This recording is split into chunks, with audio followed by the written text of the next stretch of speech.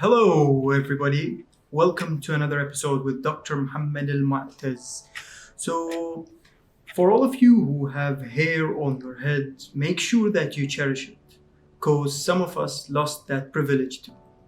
And we've lost that privilege for some time, and we seem to have a problem accepting the fact that some of us will stay bald. And the reason for that is might be hereditary. However, we struggle to accept that. So without further ado, I will get into the topic of today. So for today's topic, I will be discussing the effects of shampoos on the hair. And do shampoos cause hair loss?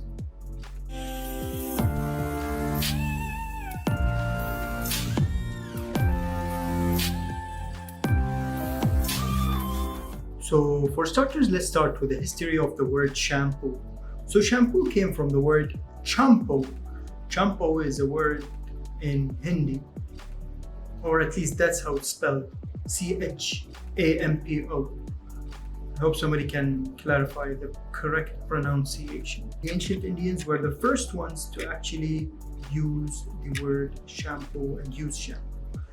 So it means to massage the head. I know for the history of the Arabs, the shampoos, they used to use animal fats. How do they obtain these animal fats? Of course, by slaughtering the animals.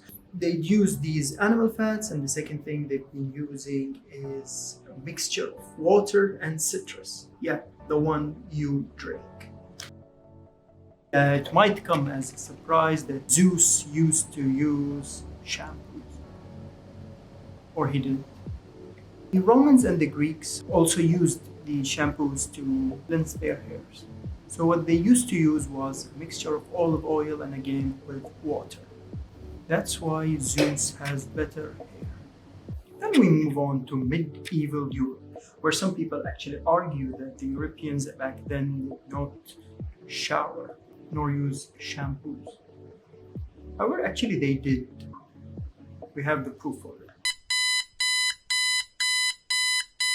And then you have the 18th century was filled with the use of lye soaps, and people used to scrub their hairs with them.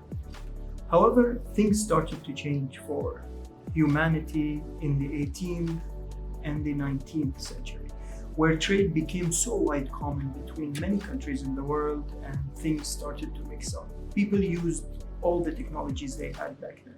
So you had these soaps being used, were mixed with herbs from other countries, and they all met in Europe. So things started to get better and hairier, should I say. In the 19th century, there was a man called Muhammad. He came all the way from Bengal, and he opened the first shop, Mahmoud's Indian Vapor Baths. He introduced shampooing as a therapeutic method along with massages. Start with a couple of interesting facts about hair. So you have the hair is this.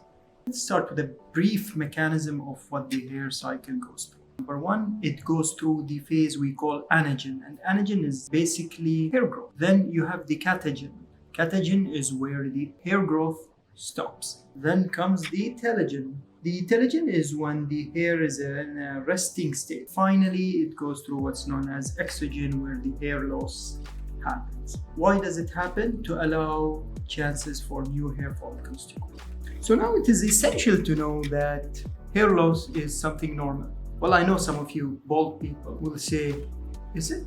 Yeah, not to that extent for sure. However, lesser quantities of hair loss are something normal. The head sheds about 50 hair follicles a day. Now you come to the other interesting fact is that hair loss is something normal that happens in daily processes. Stress, aging, hormonal changes. These are all normal changes that the people go through. Now, is that to say that it is only normal for us to lose hair? No. Mental cases. So the mental cases, we'll start with that. There is a condition called Trichotillomania. Yeah, I know it's a mouthful. However, it needs to be said, and this is what we learned in med school. So these are people who have mental illnesses wherein they grab their hairs and they move from their place. So there are pathological conditions that lead to hair loss. However, these are not the topic of today's video. I will make another video with regards to that some other time. So for anybody to understand what happens, we have to go through the ingredients. So the ingredients of shampoos, especially modern shampoos, are the following. Number one, surfactants. What is the function of surfactants in shampoos? It is to remove the oils and the dirt from the scalp. Number two, there is the conditioning agents. Conditioning agents make the hair smoother and easier to manage. However, the problem with conditioners is that you have to keep them around 3 minutes over your head before you wash them away. Then you have the moisturizers. This prevents the brittleness of the hair, prevents the hair from becoming brittle, and prevents dryness. Then you have what's known as the pH adjusters. These pH adjusters fix the acidity or the basic alkaline of the hair's natural pH. Finally, and I'm sure many people love this, it's the botanical extracts. Some people aim for coconut oil, while others for tea tree oil. Now I have no idea what that is. However, some people actually prefer the tea tree oil. As we finished with the ingredients, these ingredients have multiple ingredients and ingredients and ingredients within them. However, we just wanted a briefing because this will help make the paper I'm about to explain much easier to comprehend. So now for the question. Do shampoos cause hair loss? Let us ask the people who know best. So, can you tell us what the studies say about hair loss? Well, when you come to the studies, there are things that one must be aware of, and that is the ingredient. So, you have sodium lauryl sulfate and sodium laureth sulfate. These are parts of the ingredients of surfactants. And the surfactants, as we've said, remove oil and dirt. Then what they noticed is that these products are actually very effective in removing oils. However, what they do is that they are a bit harsh on the scalp and they cause dryness. And as they cause this dryness, it causes irritations in the hair.